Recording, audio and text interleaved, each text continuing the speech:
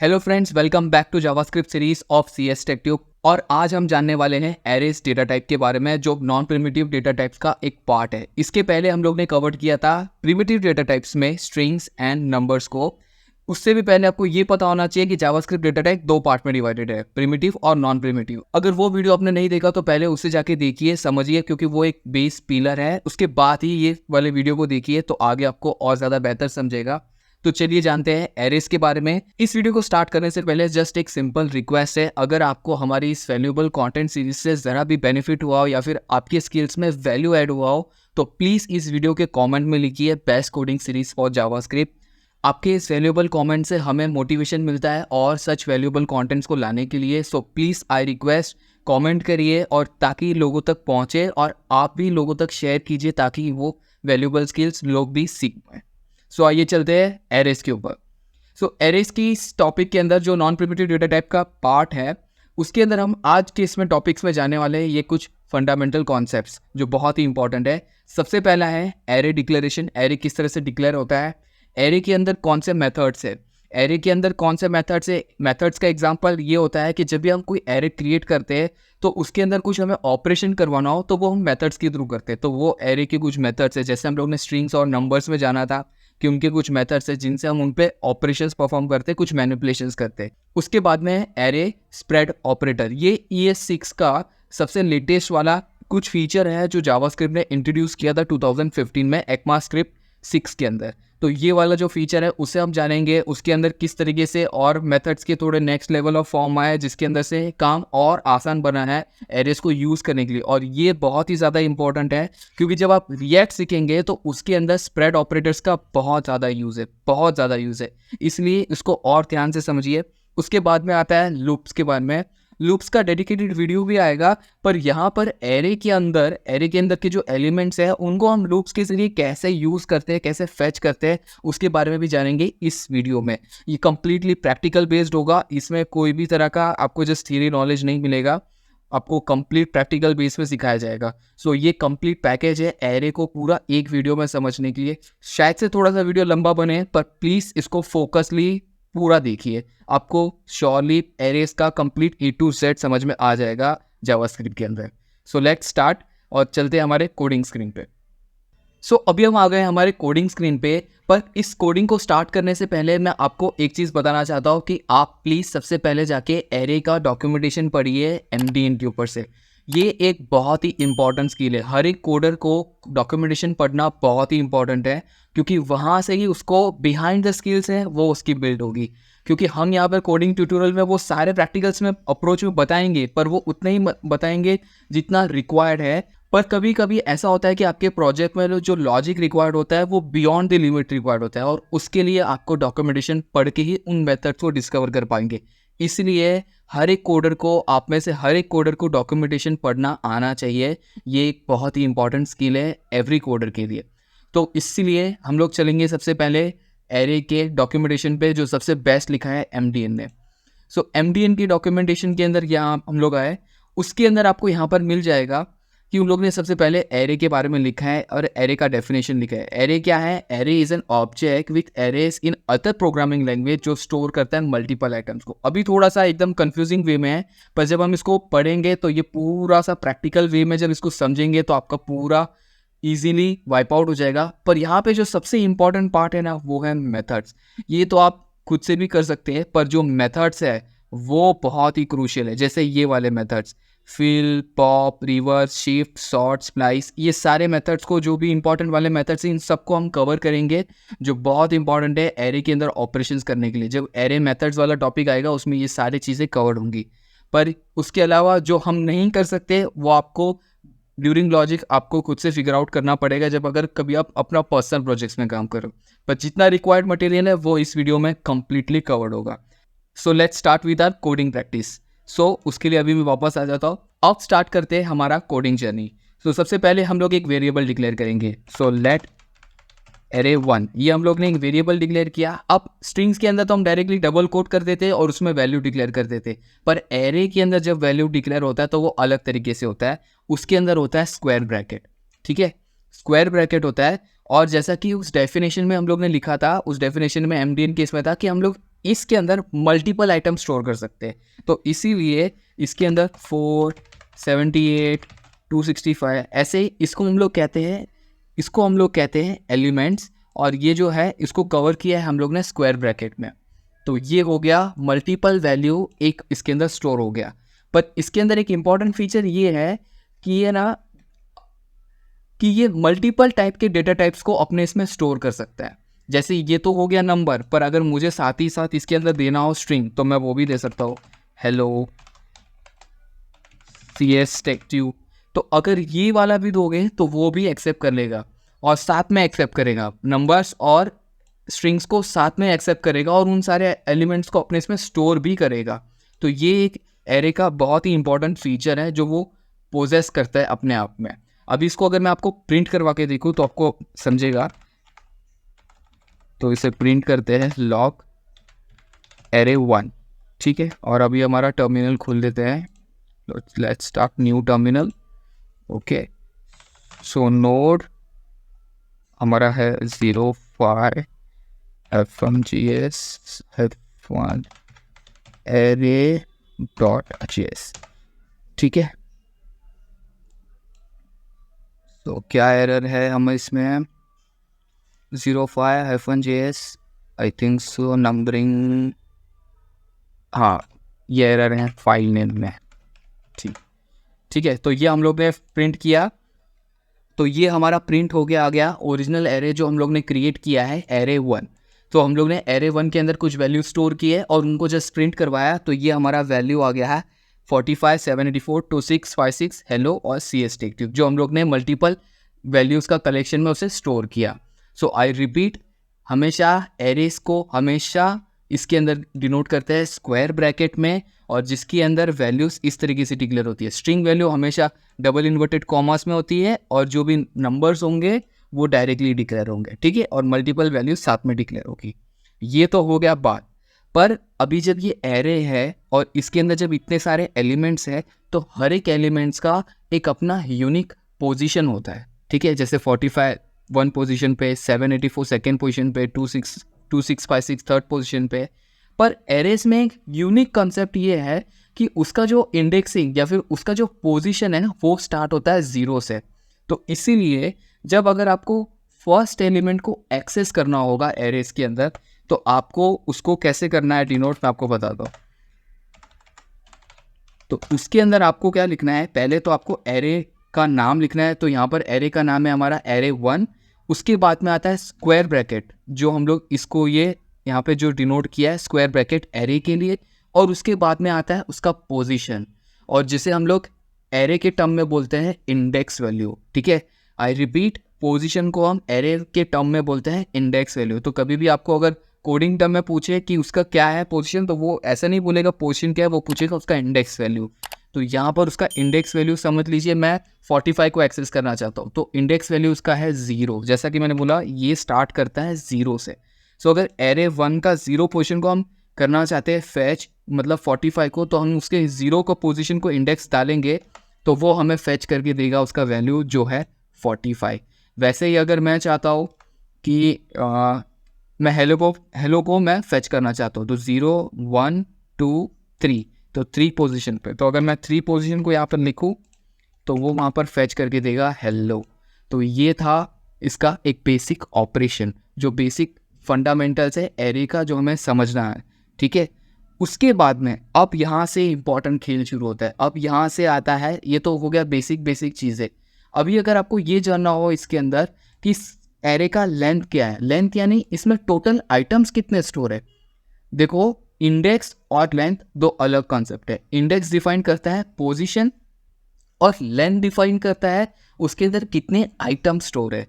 तो अगर इसके अंदर लेंथ पूछूँ इसका, तो अगर मैं उसको लेंथ पूछूँ तो आपको लेंथ पूछने के लिए कुछ नहीं करना है, array1 जो उसका नाम है डॉट लेंथ, ये आपको उसका एक प्री डिफाइंड इसके अंदर मेथड्स है जो उसमें डिक्लेयर हुए हैं जावास्क्रिप्ट की लाइब्रेरी में, और एरे के लिए भी एक प्री डिफाइंड मेथड्स है जो हम कवर करने वाले हैं, पर ये उनमें से एक है। तो array1 डॉट लेंथ, तो ये डालेंगे तो आपको एरे 1 के अंदर जितना भी टोटल आइटम स्टोर है उनका आपको लेंथ मिल जाएगा। तो अगर इसमें हम देखें कितना एलिमेंट्स है तो 1 2 3 4 5, इसमें टोटल 5 एलिमेंट्स है, तो इसका लेंथ आएगा 5।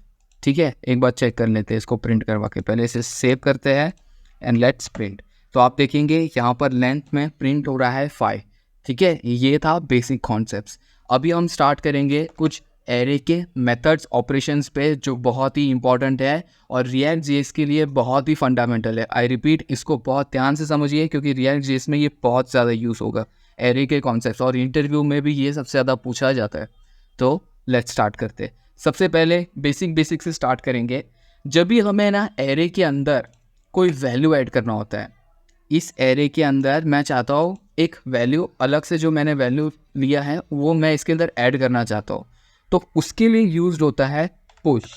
ठीक है, तो मैं अगर समझ लीजिए मैं एरे 1 के अंदर वैल्यू ऐड करना चाहता हूँ, समझ लीजिए 25 एक वैल्यू नंबर है जो मैं ऐड करना चाहता हूँ, तो मैं जस्ट एरे 1 लिखूँगा डॉट पुश और उसके बाद में वहाँ पर वैल्यू लिख दूँगा 25। ठीक है, इसे मैं अभी हाल के लिए लॉग में लिख लेता हूँ। इसको मैं इसके बाद में प्रिंट करवा देता हूँ तो आपको पता भी चलेगा कि उसमें वैल्यू इंसर्ट हुआ है। सो ठीक है, सो एरे 1 ये मैंने प्रिंट भी करा लिया और यहाँ पर मैंने उसके अंदर पुश भी किया। यहाँ पर देखिए ध्यान से 25 को मैंने पुश किया, इसको अभी हाल के लिए कॉमेंट कर ले।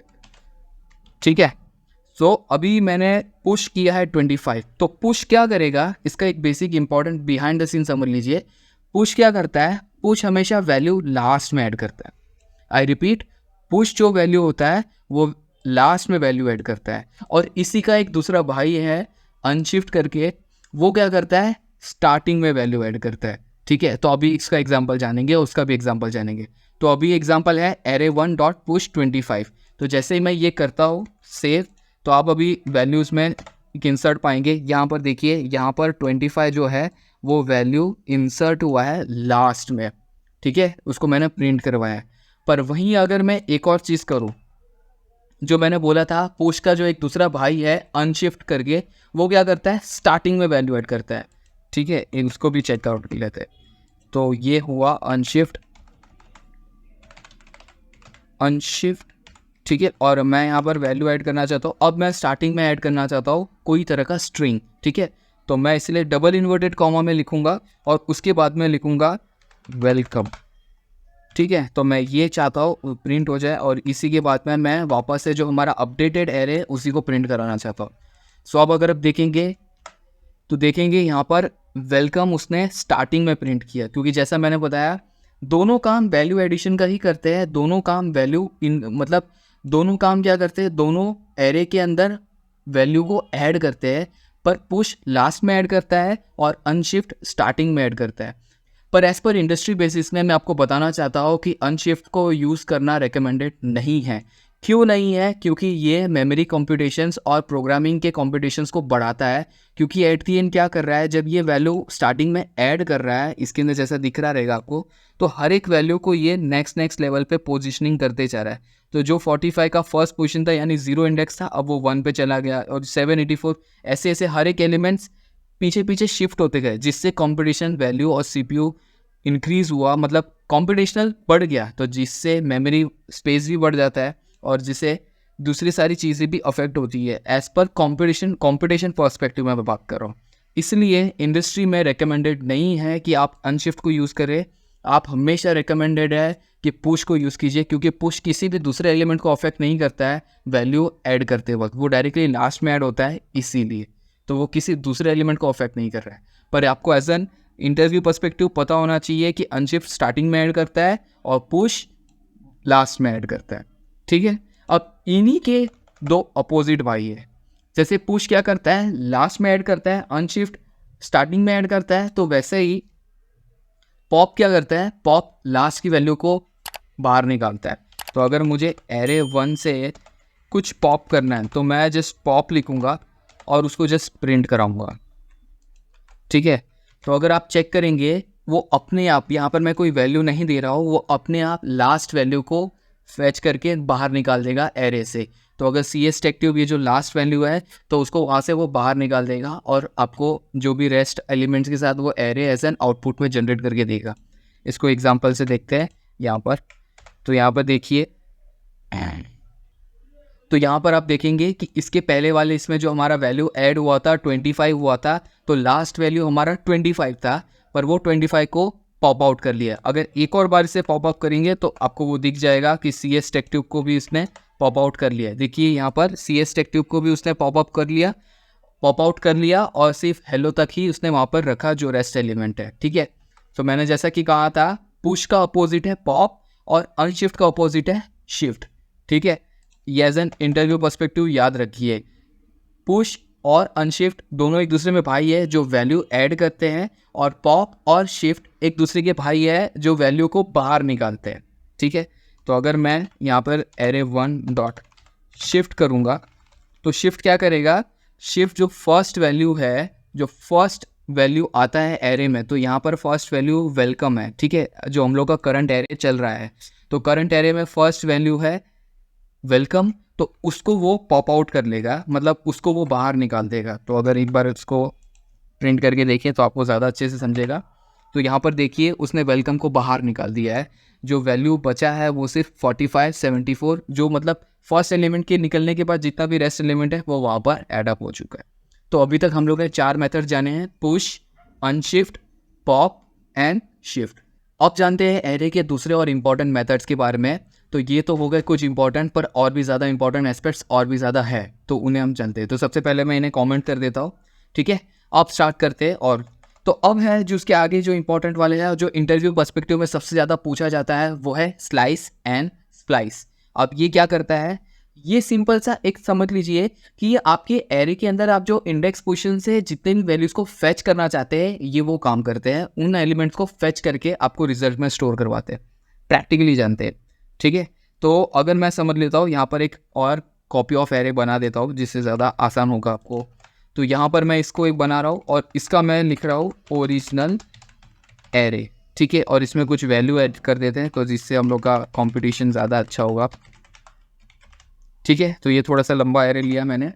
अब मैं क्या करना चाहता हूँ, अब मैं चाहता हूँ ओरिजिनल एरे के अंदर से सर्टन अमाउंट ऑफ एलिमेंट्स में फेच करके अपने कंपटीशन के लिए यूज़ करूँ या फिर अपने प्रोग्रामिंग लॉजिक में यूज़ करूँ। तो वो किसके मदद से होगा, वो यूज़ होगा स्लाइस एंड स्प्लाइस के मदद से। अब वो कैसे होगा, लेट्स टेस्ट। तो सबसे पहले मैं डायरेक्टली इसके अंदर कंपटीशन मेमोरी की इसमें मैं करना चाहता हूँ, तो इसलिए डायरेक्टली मैं आपको यहाँ पर कंसोल डॉट लॉग में उसको प्रिंट करवा के आपको समझेगा। तो ओरिजिनल एरे डॉट स्लाइस, पर स्लाइस मेथड को यूज़ करते वक्त उसके पैरामीटर के अंदर जो वैल्यू डालना है, यहाँ पर वो बहुत ही इंपॉर्टेंट फैक्टर है, क्योंकि यहाँ पर ही सबसे ज़्यादा लोग प्रॉब्लम में आते हैं, और वो है उसके इंडेक्स पोजीशन।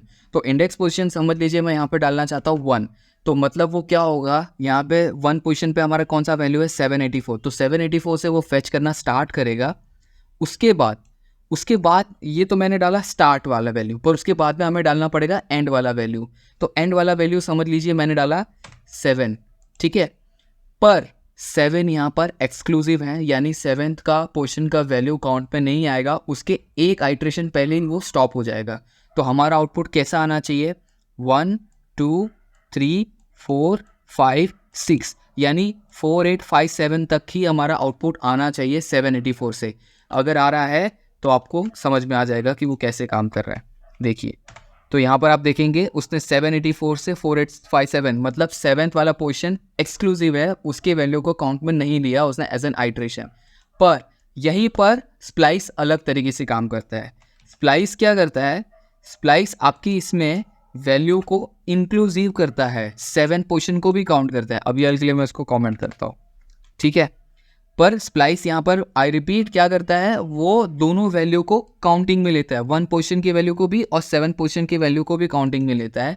इसलिए उसका जो आउटपुट आएगा ना, वो 6644 को इंक्लूड करके आएगा, इसलिए ये स्प्लाइस का वैल्यू हो गया। यहाँ पर मैं आपको डिनोट कर देता हूँ। पर इंटरव्यू के अंदर इससे भी बड़ा कुछ होता है, ये आपको जानना बहुत ज़रूरी है, बहुत ज़्यादा ज़रूरी है, क्योंकि यहाँ पर लोग अगर जब उनको पूछा जाता है इंटरव्यू में कि स्लाइस और स्प्लाइस के बीच में का डिफरेंस बताए, तो वो बस यही बता पाते हैं कि ये एक्सक्लूसिव है, इसके अंदर जो सेकेंड पैरामीटर का वैल्यू है वो एक्सक्लूसिव है स्लाइस में, और स्प्लाइस के अंदर सेकेंड पैरामीटर वाला वैल्यू इंक्लूसिव है, पर वो उसके आगे नहीं बता पाते। पर यहाँ पर उसके आगे वाला डेफिनेशन समझ में आएगा आपको। स्लाइस और स्प्लाइस में एक चीज़ और वैल्यू का डिफरेंस है, और वो है कि क्या करता है, जब स्लाइस जो वैल्यू जनरेट करता है ना उसके आउटपुट का, वो कॉपी ऑफ रिजल्ट जनरेट करता है। यानी ओरिजिनल एरे के अंदर वो कुछ भी चेंजेस नहीं करेगा, जो इसका रिजल्ट बनाएगा ना वो एक न्यू एरे में बनाएगा। पर वहीं स्प्लाइस क्या करता है, ओरिजिनल एरे में ही चेंज कर देता है, वो कोई न्यू फॉर्म ऑफ एरे नहीं बनाता अपने रिजल्ट के लिए। तो यहाँ पर उसका सबसे बड़ा इसका डिफरेंस आपको पता चलेगा। अभी प्रिंट करने पर मैं बताता हूँ आपको। और यहाँ पर एक हम लोग ओरिजिनल एरे को भी प्रिंट करते हैं, ठीक है। तो यहाँ पर मैं ओरिजिनल एरे को प्रिंट करना चाहूँगा, यहाँ पर, ठीक है। तो स्टार्ट। अब यहाँ पर आपको पता चलेगा। तो ये थोड़ा सा बड़ा हो गया, देखिए।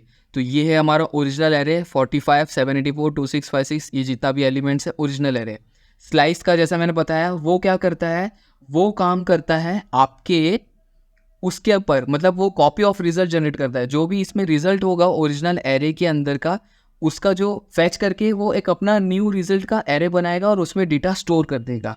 पर स्प्लाइस वैसा नहीं करता, स्प्लाइस डायरेक्टली ओरिजिनल एरे में एडिट करता है। अभी यहाँ पर आपको डिफरेंस नहीं पता चल रहा है, पर अब मैं जब इसके अंदर ओरिजिनल एरे को यहाँ पर जब वापस प्रिंट कराऊंगा तो आपको उसका डिफरेंस पता चलेगा, ठीक है।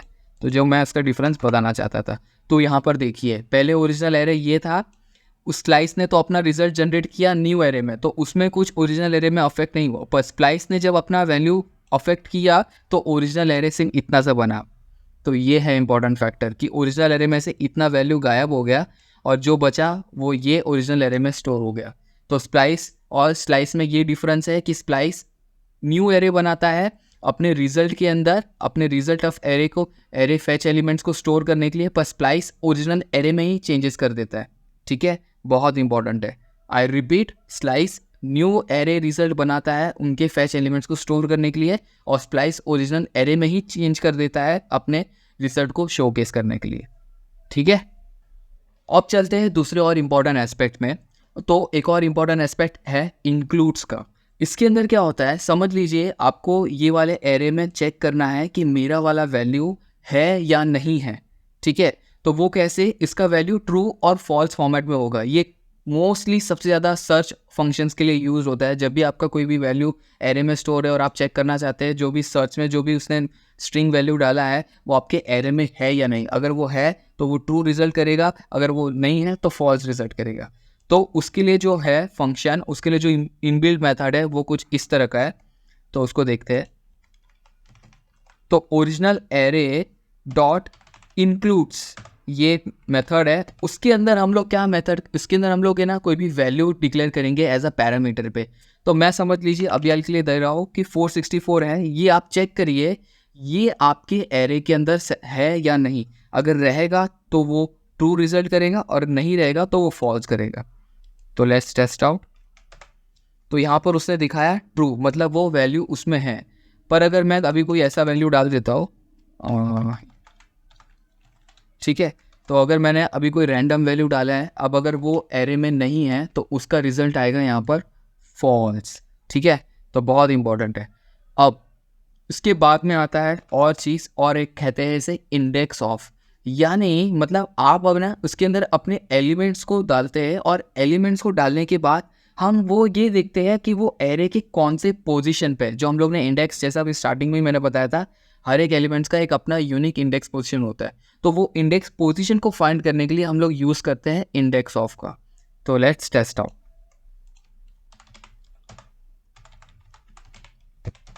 तो मैं अगर चाहता हूँ कि मेरे ओरिजिनल एरे के अंदर डॉट इंडेक्स ऑफ करके मैं चेक करना चाहता हूँ कि CS टेक्ट्यूब जो है ये कौन से पोजीशन पे है, ठीक है। तो मैं सेव किया और लेट्स टेस्ट आउट। तो वो उसने बताया कि CS टेक्ट्यूब है ही नहीं, -1 है। क्यों -1 है? क्योंकि स्प्लाइस के अंदर वो कट चुका है। अभी यार अगर मैं इसको कमेंट कर दूँ तो बहुत ही इंपॉर्टेंट एस्पेक्ट है जो अभी आपको पता चला। Let's test out once again. तो उसने दे दिया यहाँ पे पोजीशन 4, क्योंकि यहाँ पे तो पहले स्प्लाइस के अंदर वो कट जा रहा था, इसलिए ओरिजिनल एरे में वो फैच नहीं हो रहा था। पर अब मैंने उसको कमेंट किया, तो अब यहाँ देखेंगे कि सी एस टेक्टिव कौन से पोजीशन पे 0 1 2 3 4 मतलब 4th पोजीशन पे। तो उसने यहाँ पर उसका इंडेक्स वैल्यू फैच करके हमें दे दिया और वो था 4। ठीक है, नेक्स्ट इंपॉर्टेंट मेथड है डॉट फ्रॉम का। इसके अंदर बेसिकली क्या होता है, आप जो भी स्ट्रिंग वैल्यू डिनोट करोगे उसे वो एरे में कन्वर्ट कर देगा। एग्जाम्पल के साथ देखते हैं। इसके अंदर जस्ट हम कॉल कर रहे हैं हमारे एरे के ऑब्जेक्ट को जो लाइब्रेरी में डिक्लेयर है। जैसा कि हम लोग मैथ के अंदर जो मैथ जो यूज़ करते हैं, मैथ डॉट उसके बाद में जो भी उसके ऑपरेशंस के लिए मेथड यूज़ करते हैं, वैसे ही यहाँ पर एरे, क्योंकि एरे अपने आप में एक लाइब्रेरी का मेथड है, एक ऑब्जेक्ट है जो जावास्क्रिप्ट के अंदर फुल्ली पहले से डिफाइंड है। तो इसलिए हम लोग जस्ट उसको कॉल कर रहे हैं। जैसे एग्जाम्पल के लिए मैंने मैथ बताया आपको, बस वैसे ही समझ लीजिए। तो एरे वहाँ पर एक ऑब्जेक्ट है जो प्रीडिफाइंड डिक्लेयर है जावास्क्रिप्ट लाइब्रेरी में। अब उसके मेथड्स को हम उसमें यूज़ करेंगे, तो उसमें एक मेथड यूज होता है और वो है फ्रॉम। फ्रॉम क्या करता है, ये आप जो भी इसके अंदर स्ट्रिंग वैल्यू दे रहे हैं, जैसे कि मैं यहाँ पर दे रहा हूँ CS टेक्ट्यूब, ठीक है। तो यहाँ पर मैं इस वैल्यू को डिक्लेयर कर रहा हूँ, स्ट्रिंग वैल्यू को। तो इसके अंदर ये क्या करेगा, इसे एरे फॉर्मेट में कन्वर्ट कर देगा। इसके हर एक लेटर को तोड़ के उसके एरे के एलिमेंट्स बना देगा। एग्जाम्पल देख लेते हैं, प्रिंट करते हैं, अभी पता चल जाएगा। तो यहाँ पर मैं इसको कट करके पेस्ट, ठीक है। तो लेट्स टेस्ट आउट। तो यहाँ पर आपको पता चलेगा, देखो उसने हर एक लेटर्स को तोड़ के रख दिया एक एक एलिमेंट में, और उससे हमारा एक एरे फॉर्मेट जनरेट हो गया। क्योंकि देखिए यहाँ पे ओपन और क्लोज स्क्वायर ब्रैकेट में हो रहा है, तो इसीलिए ये कन्वर्ट हो गया एक एरे फॉर्मेट में जो पहले था स्ट्रिंग फॉर्मेट में, ठीक है। उसके बाद आता है ऑफ, डॉट ऑफ। ये कब यूज होता है, समझ लीजिए आपके इसमें मल्टीपल वैल्यू है वेरिएबल्स के अंदर। जैसे कि एग्जांपल है num1, मैं भी एग्जांपल ले रहा हूँ। num1 में वैल्यू स्टोर है कोई, समझ लीजिए 12।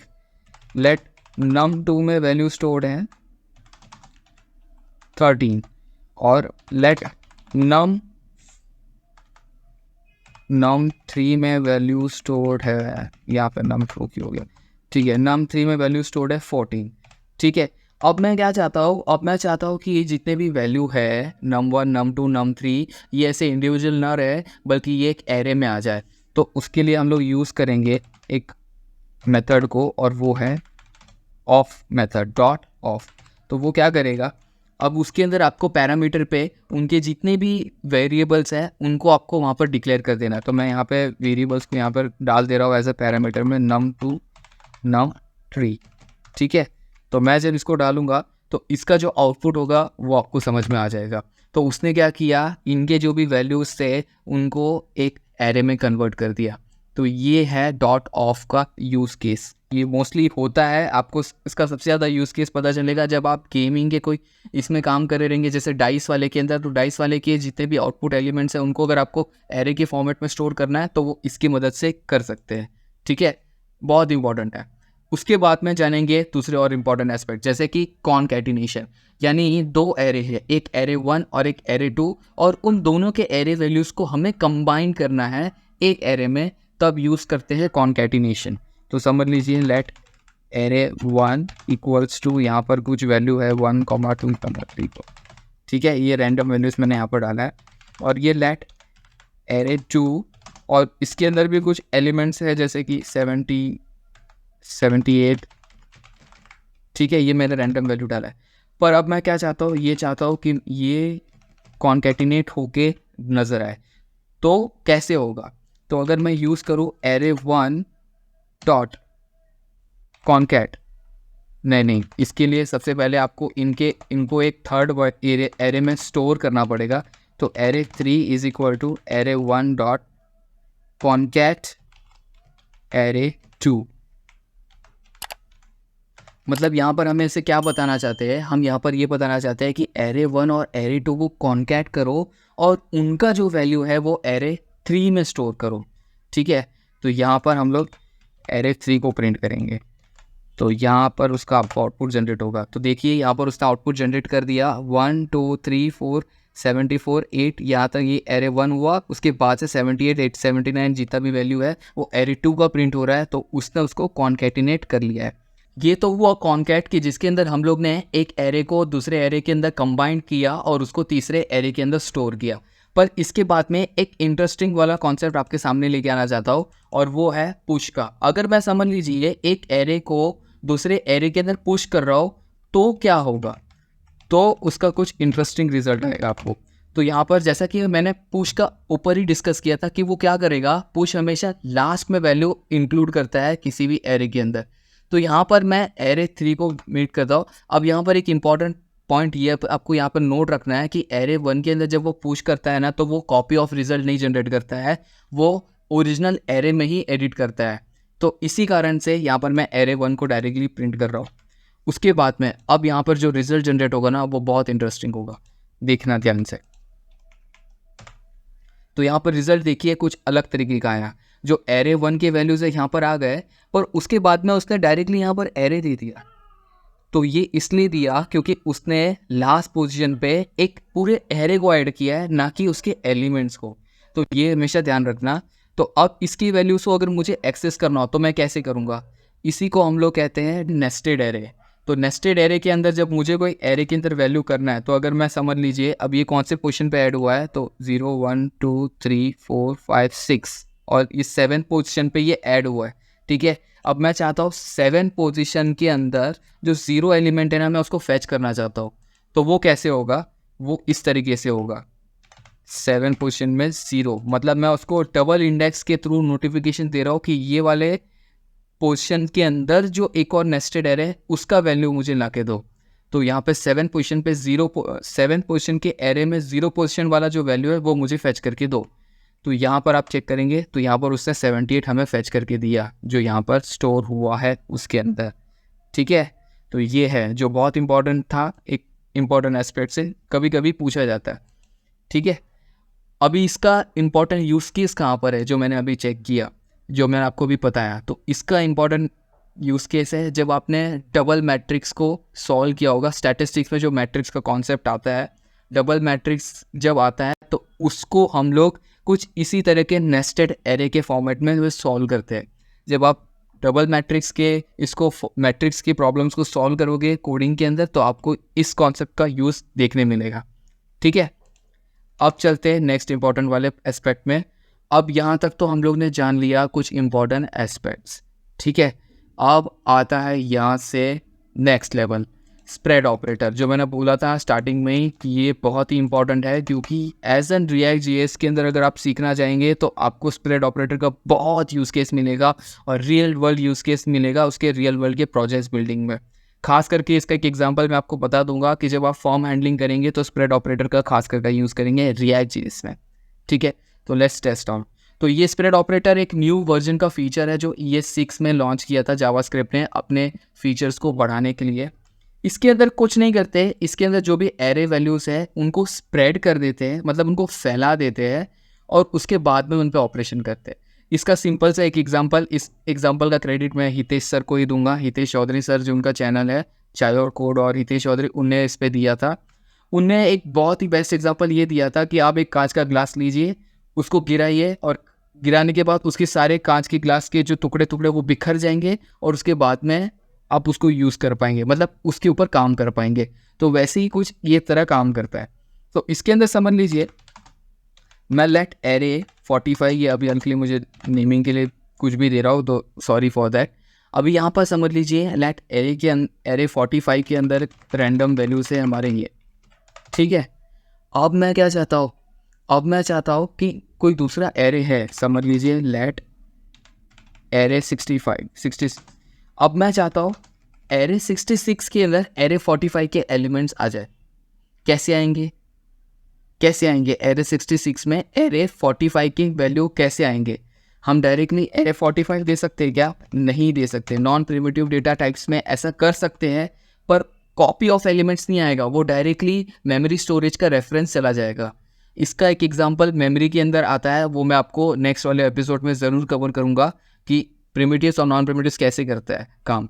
पर हमेशा ध्यान रखिए कि एरे 45 के वैल्यू को डायरेक्टली एरे 66 में नहीं कर सकते, क्योंकि जब भी अगर ऐसा होगा मतलब वो मेमोरी रेफरेंस दे देगा, और मेमोरी रेफरेंस में क्या होगा, एरे 66 में कुछ भी चेंजेस होंगे तो वो एरे 45 की वैल्यू में भी चेंज हो जाएंगे। तो मैं उसमें कॉपी ऑफ एलिमेंट्स देना चाहता हूँ, डायरेक्टली वैल्यू नहीं देना चाहता। तो यहाँ पर आता है स्प्रेड ऑपरेटर।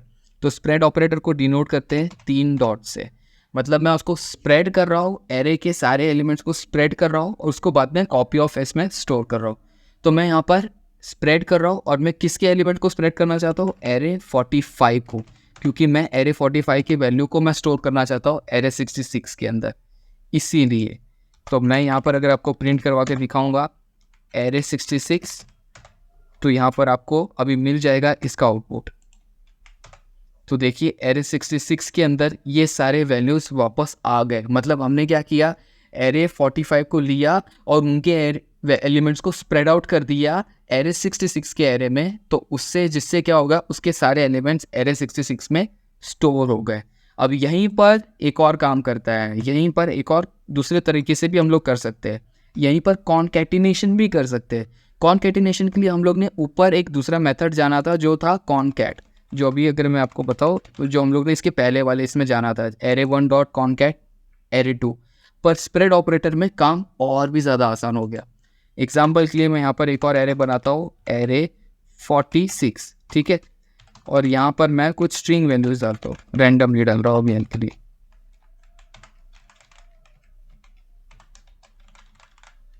ठीक है। अब मैं चाहता हूँ कि एरे 45 और एरे 46 कंबाइन हो जाए, तो वो कैसे होगा स्प्रेड ऑपरेटर में, तो कुछ इस तरीके से होगा। एरे 45 को लिखा, पहले उसके सारे एलिमेंट्स को हम लोग ने स्प्रेड ऑपरेटर से स्प्रेड किया, 3 डॉट्स डिफाइन करता है कि हम उसके एलिमेंट्स को स्प्रेड कर रहे हैं, ठीक है। उसके बाद में मैं क्या करूँगा, उसके बाद में मैं चाहूँगा वापस से स्प्रेड हो जाए किसके, एरे 46 की वैल्यू भी स्प्रेड हो जाए और वो डायरेक्टली एरे 66 में स्टोर हो जाए। तो यहाँ पर अगर आप इसका आउटपुट देखेंगे तो वो कुछ बेस्ट तरीके से इस तरीके से आपको मिलेगा। अरे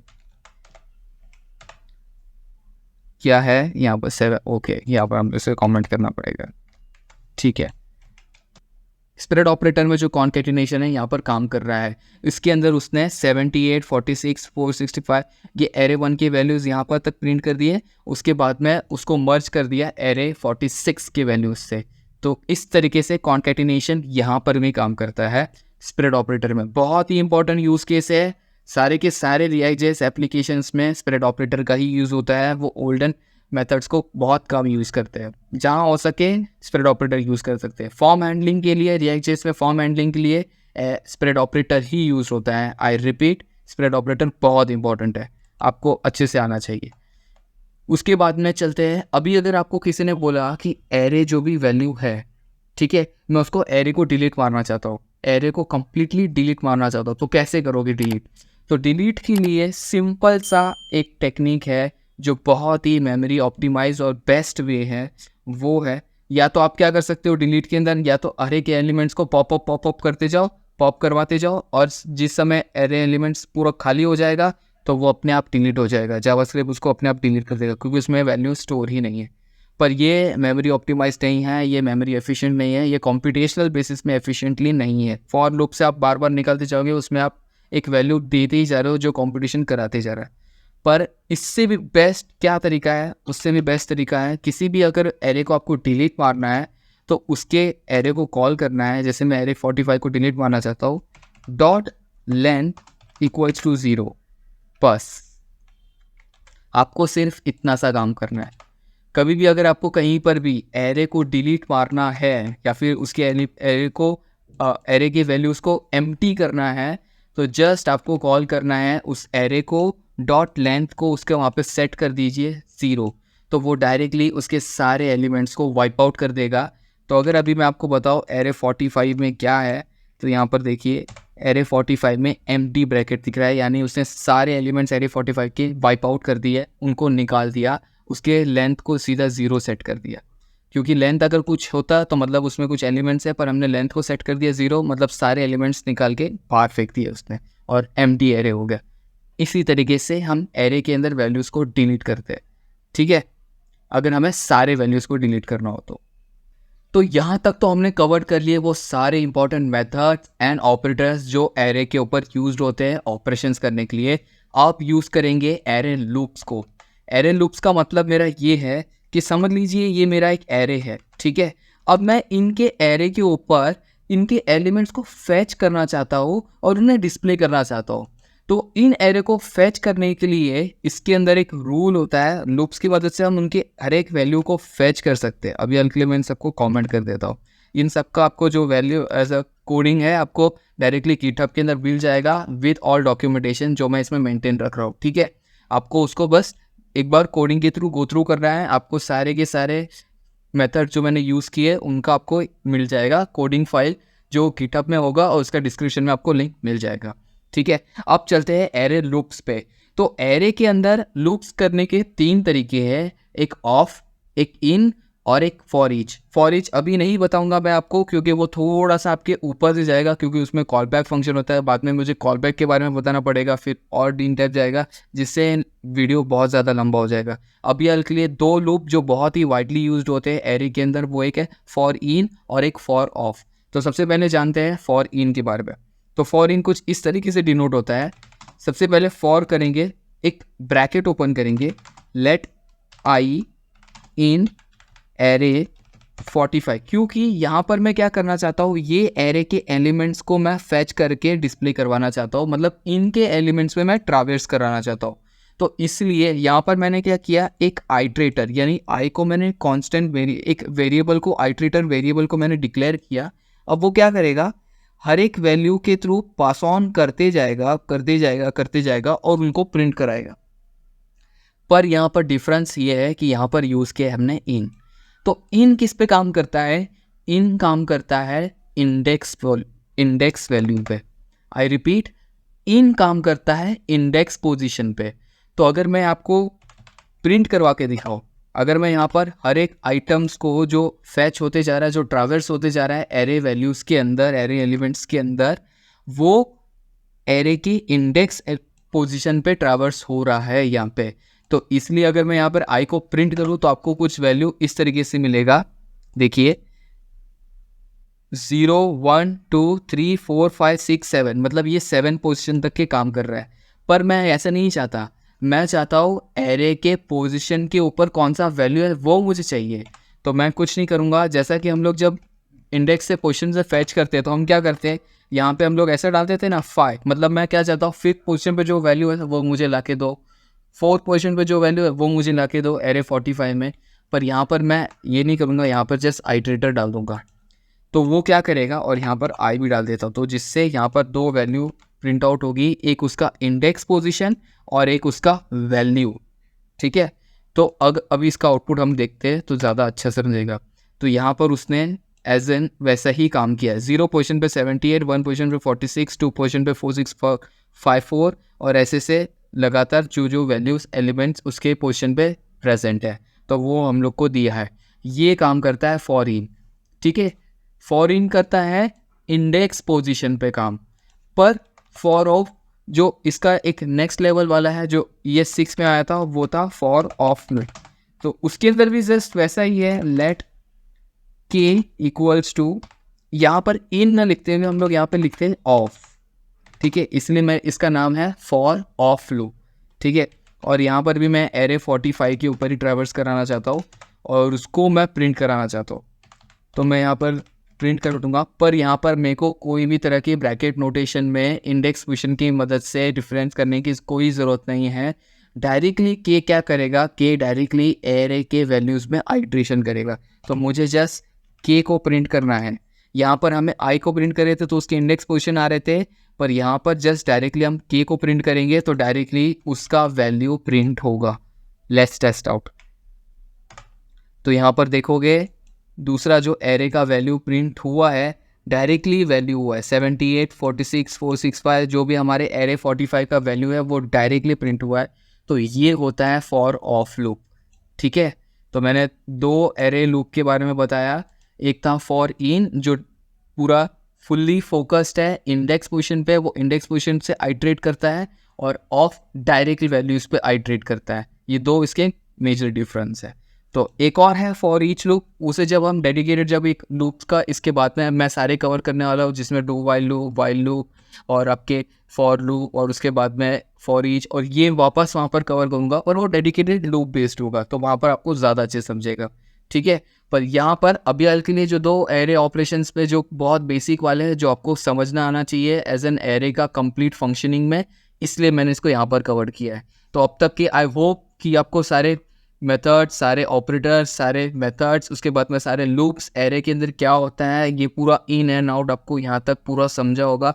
इसलिए थोड़ा सा वीडियो बड़ा हो गया, पर मैंने इसके अंदर एरे के ए टू जेड वो चीज़ें कवर की है जो एज एन जावास्क्रिप्ट में आपको आनी चाहिए, ठीक है। आई होप आपको पूरा वैल्यू मिला होगा, आपको एरे के ऊपर और अच्छी जानकारी मिलेगी। बस अगर मेरा आपसे एक ही रिक्वेस्ट है कि सबसे पहले तो ट्राई कीजिए, थोड़ा डॉक्यूमेंटेशन पढ़िए, अपना एक आदत बनाइए डॉक्यूमेंटेशन पढ़ने का।